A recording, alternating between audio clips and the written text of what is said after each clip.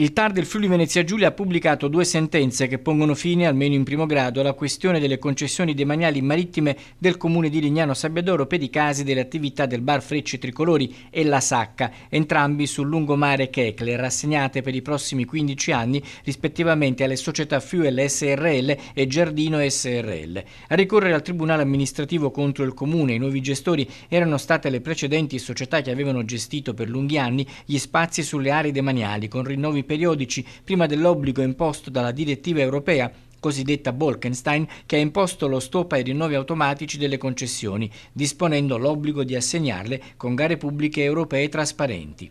Entrambi i ricorsi discussi nel merito dopo il rigetto delle richieste di sospensiva avanzate subito dopo l'assegnazione delle concessioni ai nuovi gestori sono stati respinti. Quello relativo al bar Frecce Tricolori, presentato dalla società Beach Bar, dichiarandolo in parte improcedibile per carenza di interesse e in parte per rigetto. La ricorrente è stata condannata al pagamento delle spese di lite per complessivi 10.000 euro in favore del comune di Lignano Sabbiadoro e della società Fuel SRL. Il ricorso riferito alla Sacca è stato a sua volta in parte respinto e in parte dichiarato inammissibile. La società ricorrente, Fenice SRL, è stata condannata a pagare le spese di causa per 5.000 euro nei confronti del comune e della società Giardino SRL.